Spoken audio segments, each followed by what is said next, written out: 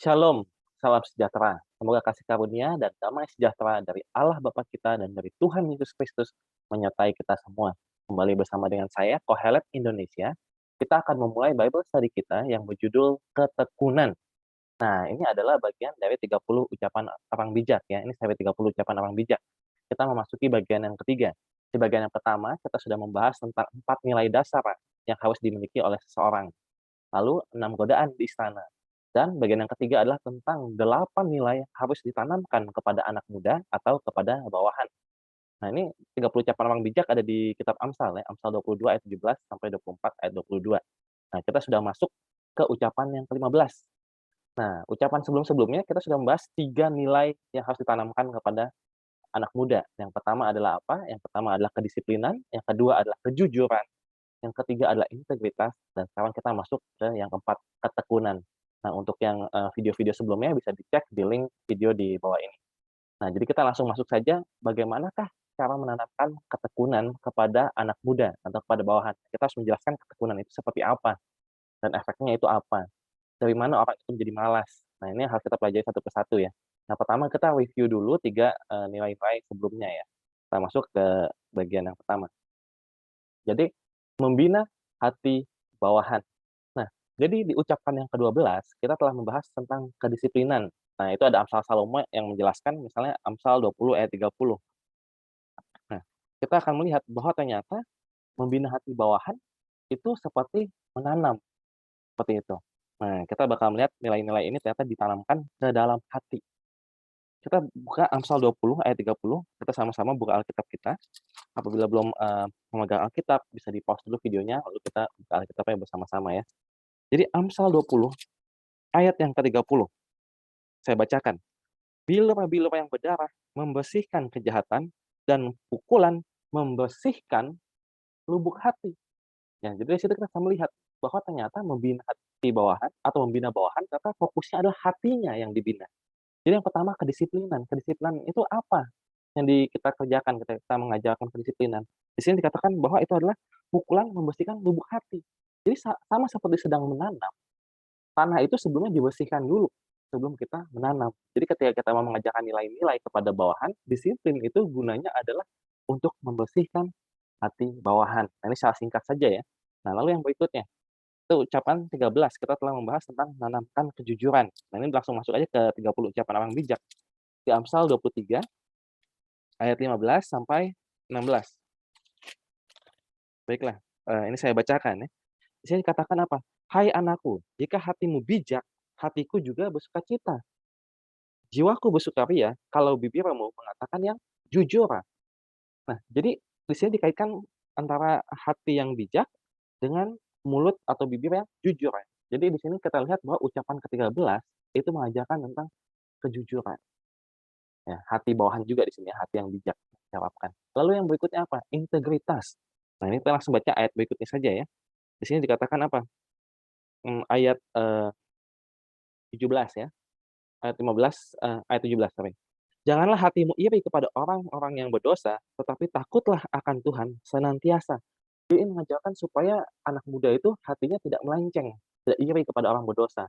Nah, ini supaya ia menjadi hidupnya menjadi hidup yang berintegritas.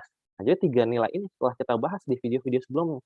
Nah, sekarang kita akan masuk ke nilai ketekunan. Itu ada di ayat 19 sampai 21. "Hai anakku, dengarkanlah dan jadilah bijak. Tunjukkanlah hatimu ke jalan yang benar. Janganlah engkau ada di antara peminum anggur dan pelahap daging. Karena si peminum dan si pelahap menjadi miskin, dan kantuk membuat orang berpakaian compang-camping."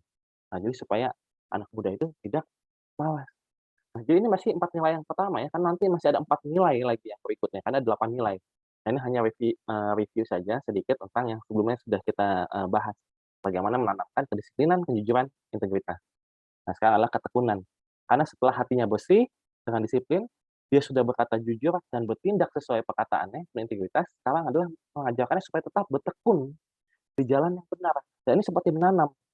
Ya, makanya di sini kita lihat juga misalnya Galatia pasal 6 ayat 9.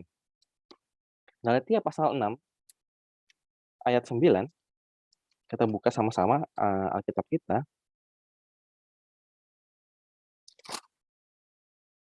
Galatia pasal 6 Ayat yang ke-9 ya, "Janganlah kita jemu-jemu berbuat baik, karena apabila sudah datang waktunya, kita akan menuai jika kita tidak menjadi lemah." Ya, jadi jangan jemu-jemu berbuat baik. Ini supaya tetap bertekun dalam perbuatan baik. Kenapa? Karena dikatakan, "Karena apabila sudah datang waktunya, kita akan menuai." Nah, itu ya, jadi tujuannya adalah sebenarnya masa tuai.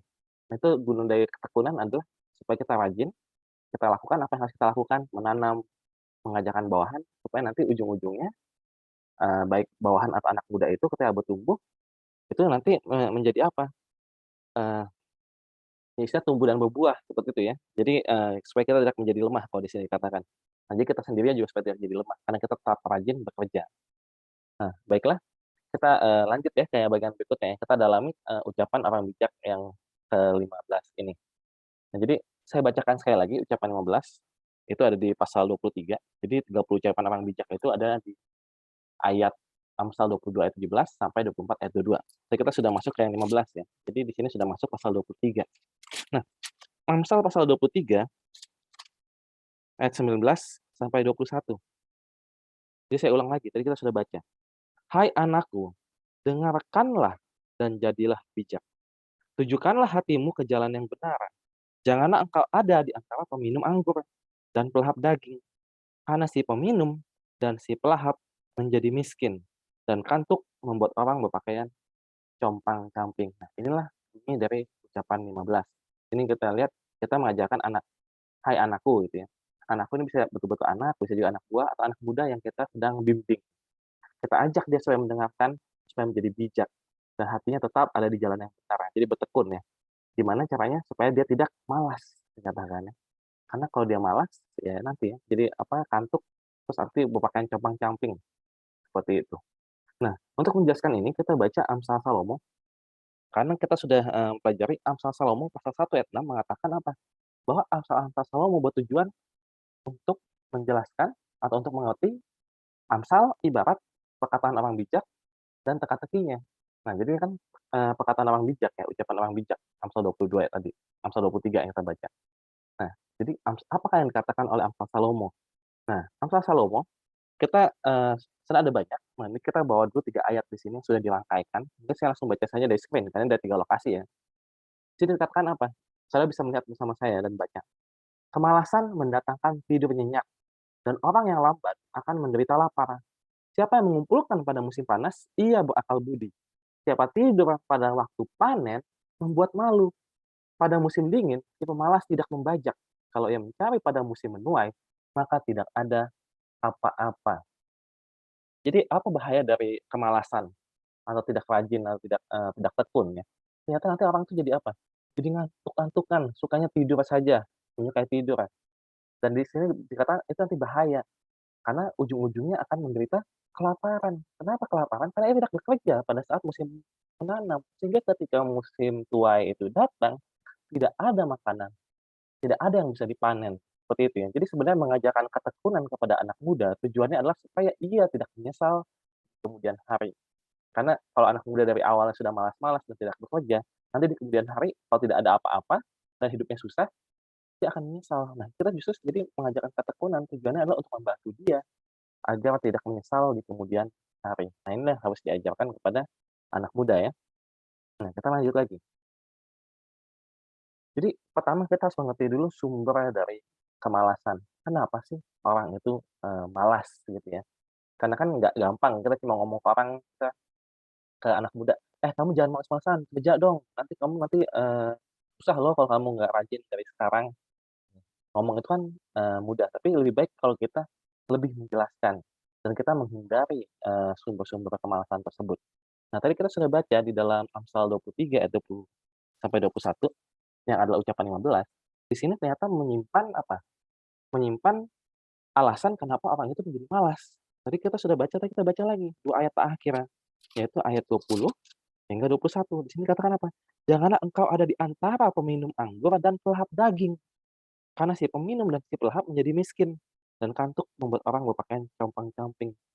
Nah, jadi di ayat 20 dikatakan apa? "Jangan engkau ada di antara peminum anggur dan pelahap daging." Jadi di sini dikatakan bahwa ini semua sumbernya adalah pergaulan, ya. Jadi kita bila bergaul dengan orang yang suka pesta, hanya hidupnya tuh, senang-senang saja makan dan minum, bahayanya adalah kita akan sama menjadi seperti mereka. Nah, itu yang harus diajarkan kepada anak muda.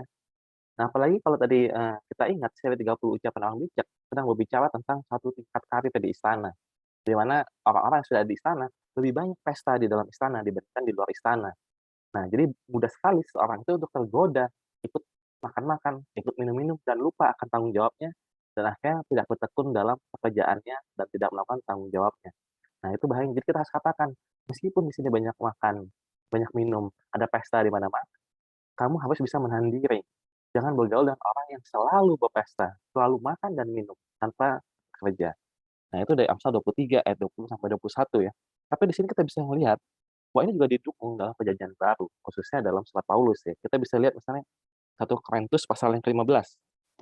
Nah, kita buka 1 Korintus pasal ke-15 ayat 32 sampai 33. Ayat 32-nya kita mulai dari, setengah yang terakhir ya. Karena ini memang lagi bahas banyak hal, jadi agak nggak nyambung kalau udah baca dari awal.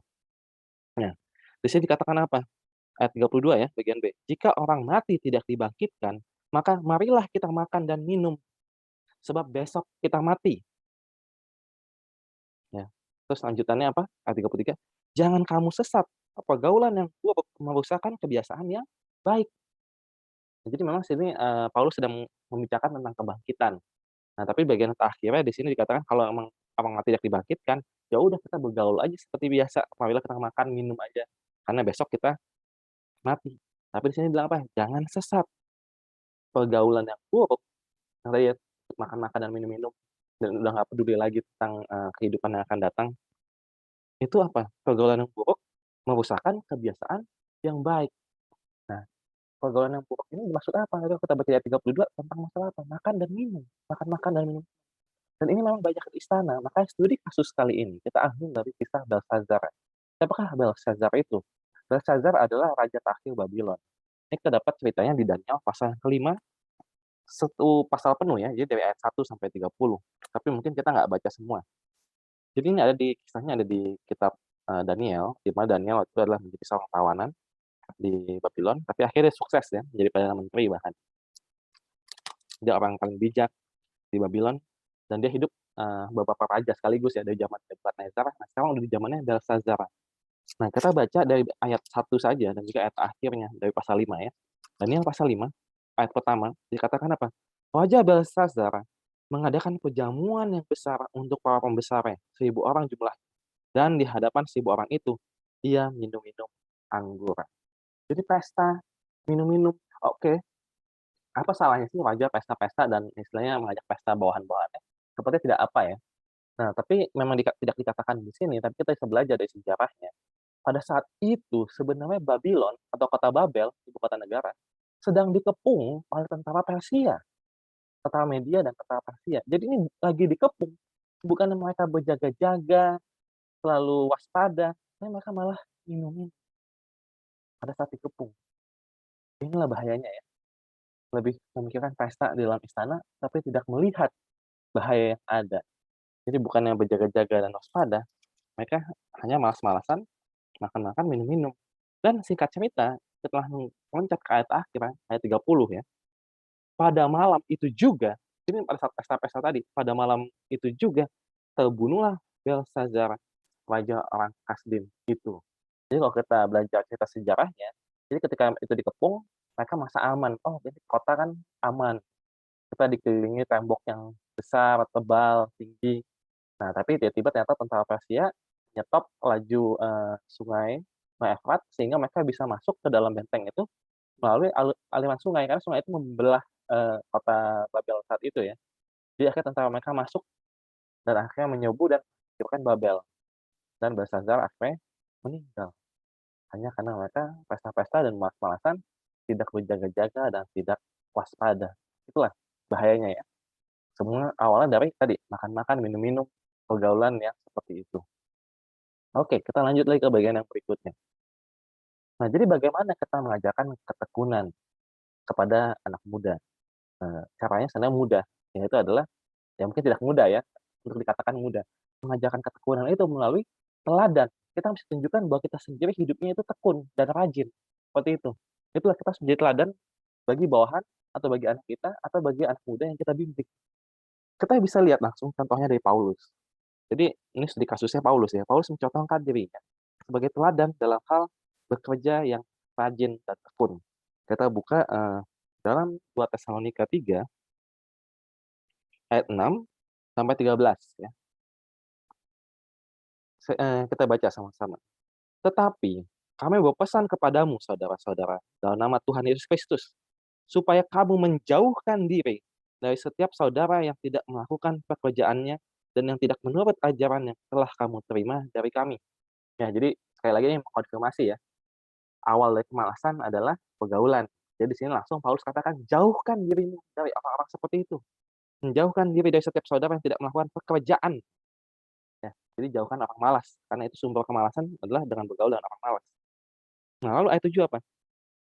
Sebab kamu sendiri tahu bagaimana kamu harus mengikuti teladan kami. Karena kami tidak lalai bekerja di antara kamu. Jadi Paulus mencontohkan dirinya sebagai teladan. Bahwa yaitu selama di antara mereka dulu, yaitu rajin bekerja. Jadi ikutlah teladanku gitu. Dan tidak makan roti orang dengan percuma, tetapi kami berusaha dan berjerih payah siang malam supaya jangan menjadi beban bagi siapapun di antara kamu. Bukan karena kami tidak berhak untuk itu, melainkan karena kami mau menjadikan diri kami teladan bagi kamu supaya kamu ikuti.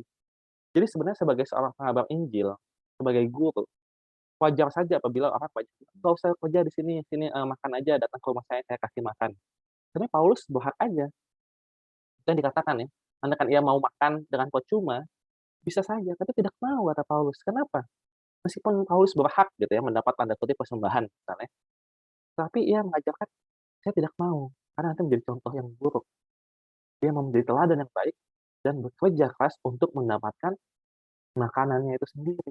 Ya, dia tidak menyusahkan orang lain, tetapi menjadi teladan. Inilah hebatnya Paulus ya, meskipun dia berhak untuk makan gratis, tapi ia mau mengajarkan ketekunan. Jadi menjadikan dirinya sebagai teladan. Nah, jadi ayat 10 dikatakan, sebab juga waktu kami berada di antara kamu, kami memberi peringatan ini kepada kamu.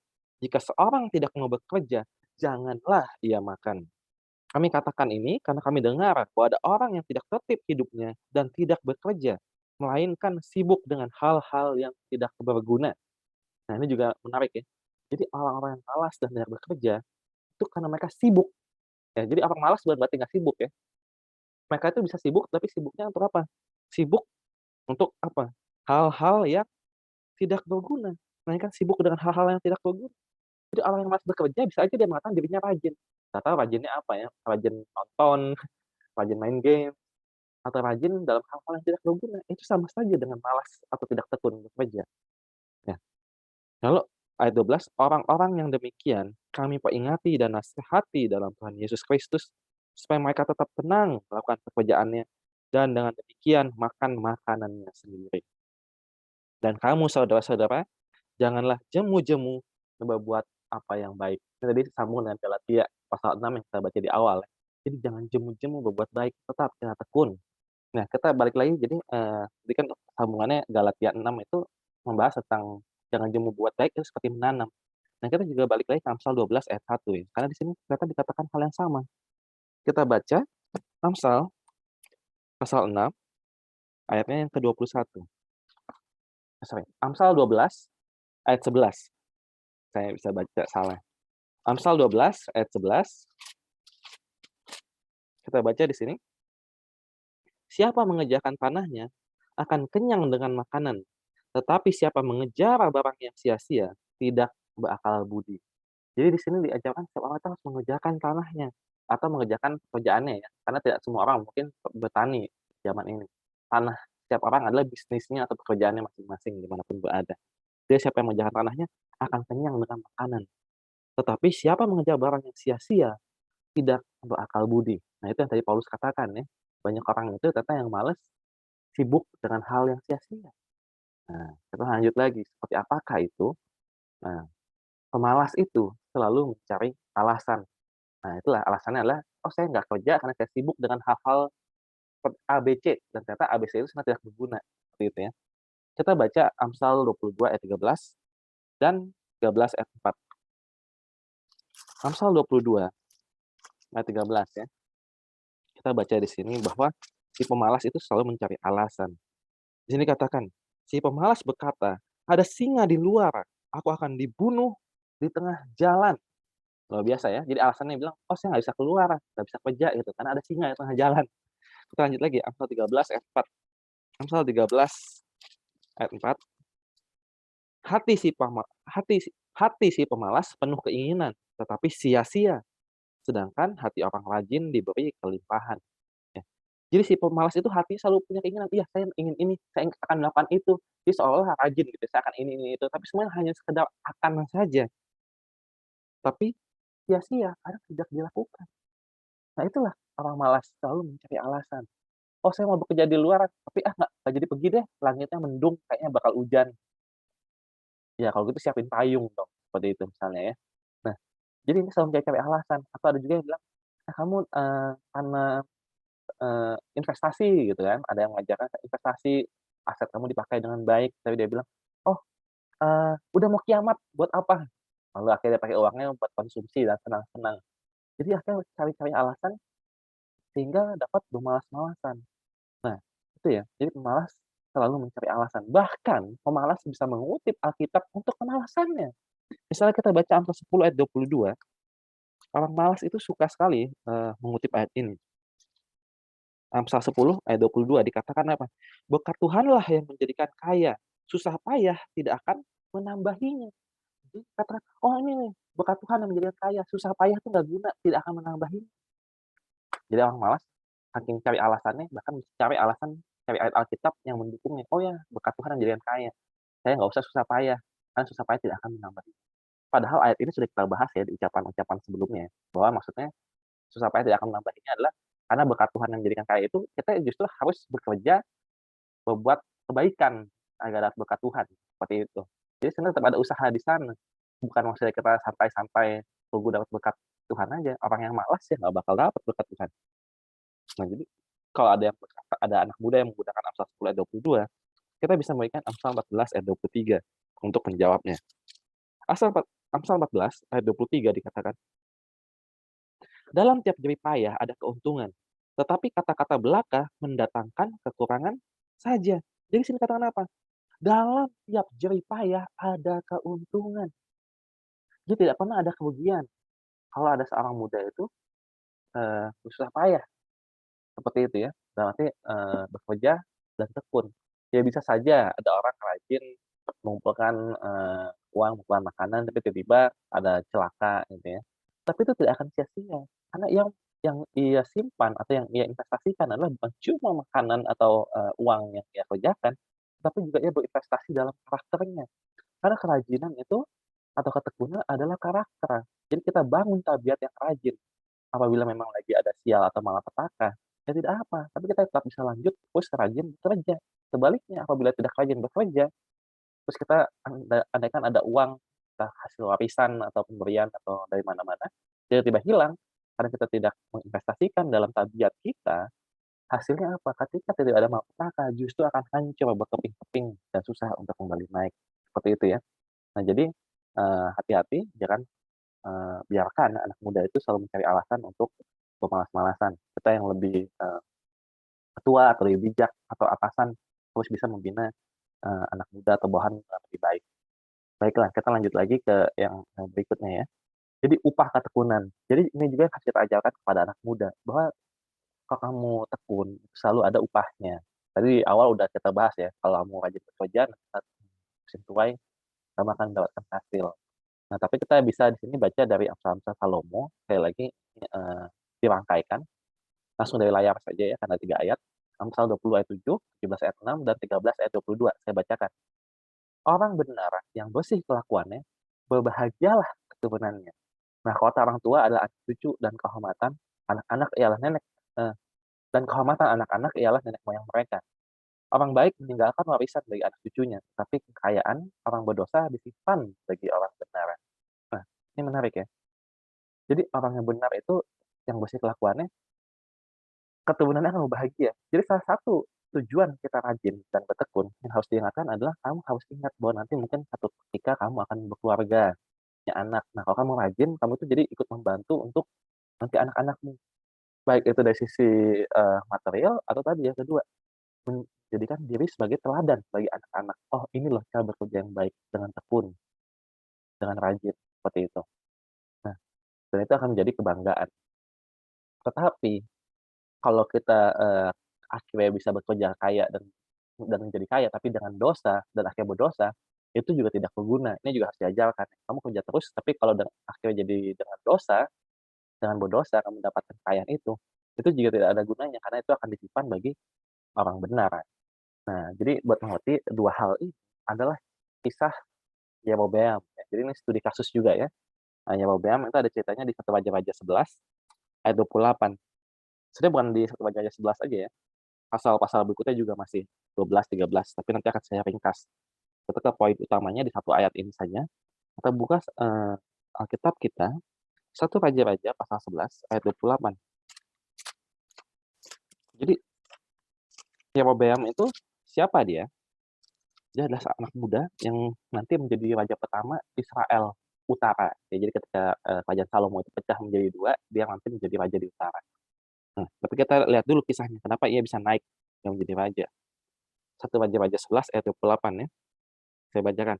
Yerobeam adalah seorang tangkas. Ketika Salomo melihat bahwa orang muda itu seorang yang rajin bekerja, maka ditempatkannya lah dia mengawasi semua pekerja wajib dari keturunan Yusuf. Ya, jadi saat itu, ketika Salomo menjadi raja, Yerobeam itu masih muda. Dilihat dia itu tangkas dan rajin bekerja, sehingga diangkat menjadi pengawas bagi suku Yusuf. Nah, di kemudian hari ketika akhirnya Salomo meninggal, jadi si Yerobeam ini udah menjadi seorang pemimpin, dan dia pemimpin yang baik dan disukai sama anak buahnya. Sampai ketika karena anaknya Salomo itu tidak bijak, Rehobeam, yang intinya, tidak mau meringankan pekerjaan, rakyat, akhirnya kan pecah tuh, rakyat memisahkan diri dari, Rehobeam. Nah, lalu Yerobeam ini akhirnya diangkat menjadi raja mereka. Jadi semua itu dimulai dari apa? Karena sejak muda dia sudah rajin bekerja, dia menjadi raja. Namun, karena singkat cerita di pasal berikutnya kita mempelajari bahwa ternyata Yerobeam hidupnya juga tidak baik. Awalnya rajin bekerja, menjadi raja, tapi akhirnya dia tidak percaya Tuhan. Dia membangun patung lembu emas di Dan dan Betel. Akhirnya berdosa dan ujung-ujungnya apa? Karena dosanya itu, pekerjaan dia susah payah yang kerjakan dengan rajin tadi jadi sia-sia. Karena anaknya ada yang baik tapi sayangnya meninggal Abia. Lalu anak yang menggantikannya Nadab. Nadab hanya berkuasa, 2 tahun, lalu akhirnya dia dibunuh oleh Basa, sehingga akhirnya dinasti Yerobeam ini tidak berlangsung lama. Dia jadi raja, punya anak, anaknya cuma 2 tahun berkuasa, udah habis, berakhir di situ, karena dia berdosa. Jadi di sini langsung kita mempelajari 2 hal ya. Jadi rajin itu enggak membuat kita jadi, naik pangkat terus istilahnya ya, maka karirnya akan bagus. Tapi hati-hati, tetap hati-hati karena ketika kita rajin, kita dapat kekuasaan, dapat kekayaan. Kalau kita mulai jadi berdosa di situ, ujung-ujungnya juga tidak berguna. Baiklah, kita ke slide yang terakhir ya, pembahasan terakhir di sini adalah mengenal waktu untuk bertekun. Ya, jadi kan, bertekun itu sudah jelas tadi kita katakan itu baik. Tapi kita harus ingatkan beberapa hal. Yang pertama tadi ya, apabila kita bertekun, jadi kaya atau sukses tapi berdosa itu percuma. Nah, tapi yang kedua yang lebih penting mungkin adalah mengerti bahwa ada waktunya. Ada waktu yang tepat untuk bertekun. Nah, ini penting karena kita bisa lihat dari Pengkhotbah pasal 3 ayat 1.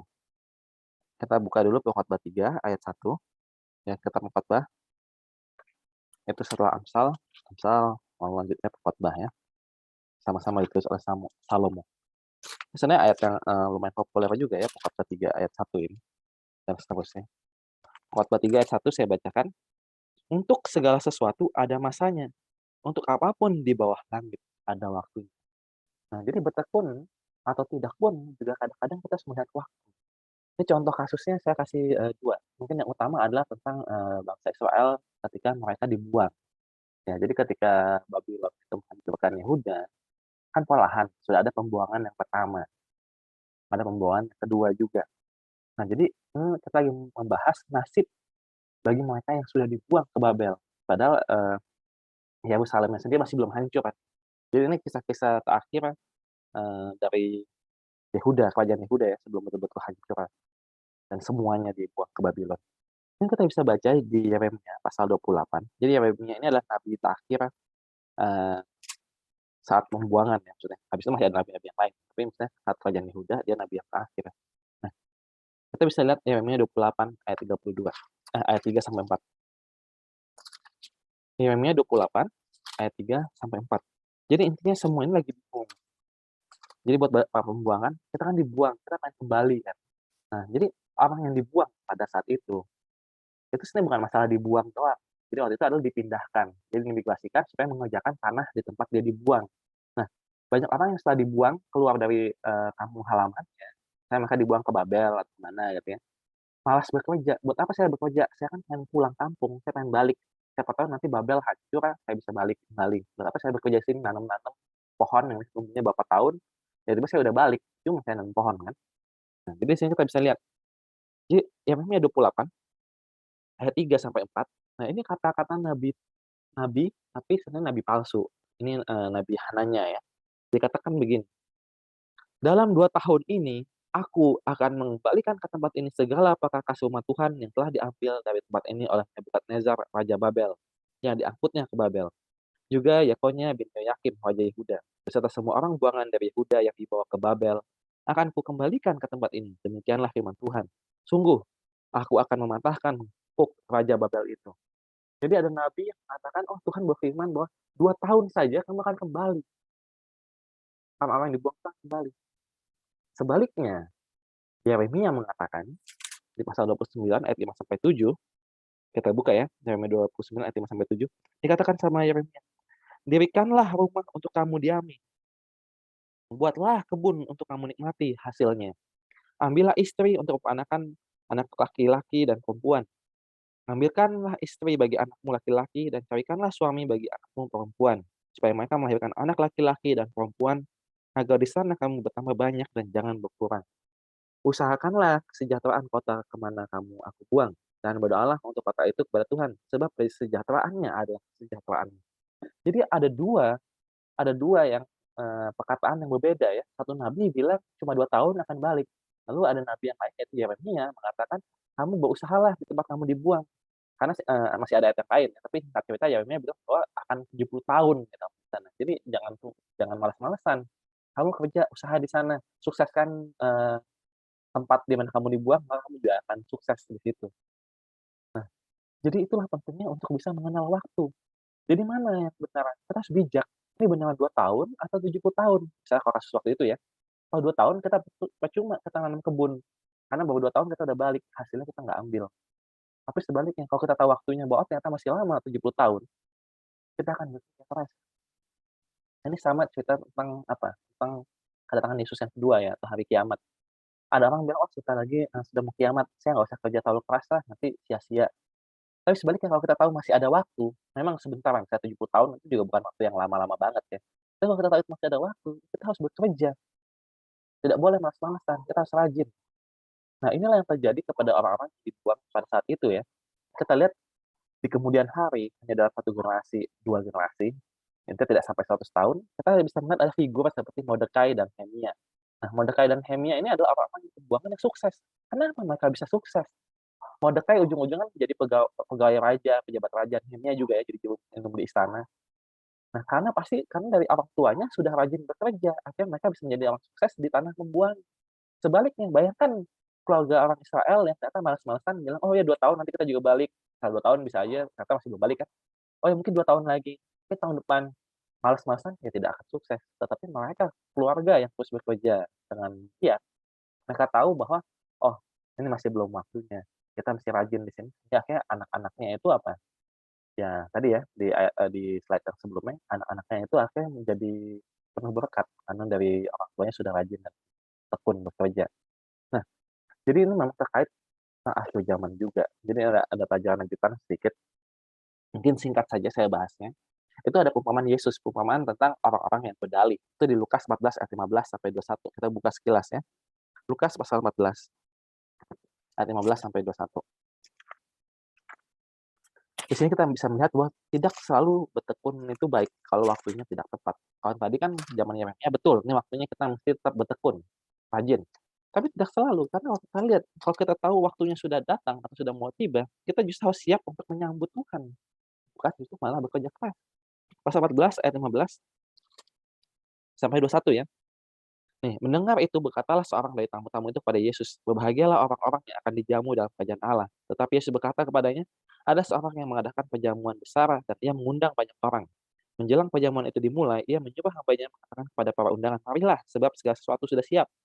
Tetapi mereka bersama-sama minta maaf. Yang pertama berkata kepadanya, 'Aku telah membeli ladang dan aku harus pergi melihatnya. Aku minta dimaafkan.' Dan seterusnya. Jadi tiba-tiba semua tamu undangan itu berdalih. Berdalih ada apa, tadi mau beli tanah. Jadi berdalih, ada pekerjaan, saya sibuk saya sibuk. Nah, ini adalah sekilas kan kesannya baik ya. Oh ya saya mau beli tanah, harus melihatnya, ada lagi yang baru menikah dan sebagainya. Tapi kalau udah waktunya perjamuan itu datang, dibilang, "Ayo datang nih, udah siap, perjamuan akan dimulai." Kalau tidak siap dan kita masih sibuk dalam kesibukan dunia, ini juga salah, seperti itu ya. Jadi harus tahu kapan waktu yang tepat. Nanti ada juga perumpamaan yang lain di Matius 24, itu tentang hamba yang jahat dan hamba yang setia ya, Matius 24, kita baca sekilas juga.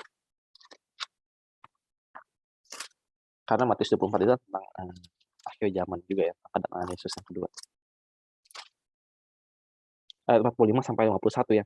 "Siapakah hamba yang setia dan bijaksana, yang diangkat oleh tuannya atas orang-orangnya untuk memberikan mereka makanan pada waktunya? Berbahagialah hamba yang didapati tuannya melakukan tugasnya itu, ketika tuannya itu datang." Tugasnya tadi apa? Memberikan mereka makanan pada waktunya ya, jadi memberikan makan hamba-hamba. Jadi tetap ada yang bisa dikerjakan, tapi pekerjaan itu sudah bukan berfokus pada diri, tapi adalah membantu orang lain, ya. "Aku berkata kepadamu, sesungguhnya tuannya itu akan mengangkat dia menjadi pengawas segala miliknya. Akan tetapi apabila hamba itu jahat dan berkata dalam hatinya, 'Tuanku tidak datang-datang,' lalu ia mulai memukul hamba-hamba lain dan makan minum bersama-sama pemabuk-pemabuk," yang jadi malas-malesan, "maka tuan hamba itu akan datang pada hari yang tidak disangkakannya dan pada saat yang tidak diketahuinya, dan akan membunuh dia dan membuat dia senasib dengan orang-orang munafik. Di sanalah akan terdapat ratapan dan patakan gigi." Nah, jadi mesti mengerti kapan kita bertekun dan kapan kita istilahnya mendengarkan panggilan Tuhan. Nah, bukan berarti ketika kita mendengar panggilan Tuhan itu jadi malas, kita tetap rajin, tapi rajinnya itu bukan lagi berfokus pada diri dan keluarga, tapi fokus kepada sesama manusia. Nah, itu yang penting ya. Jadi mengenali kapan waktu untuk bertekun dan untuk siapa kita bertekun, dan mengenali waktu dan bijak dalam mengambil, keputusan. Baiklah, jadi sudah banyak yang, saya bahas mengenai ketekunan, baik dari sumber kemalasan dan upah dari ketekunan, dan bagaimana kalau tekun pun, hati-hati jangan dengan berdosa, dan yang terakhir adalah, mengenal waktu bertekun. Ya, jadi ini saja yang saya bisa sampaikan. Yang terakhir seperti biasa adalah, rangkaian dari Amsal-Amsal Salomo yang dirangkai untuk menjelaskan ucapan 15. Maka di sini disebut, Amsal-Amsal Salomo 15.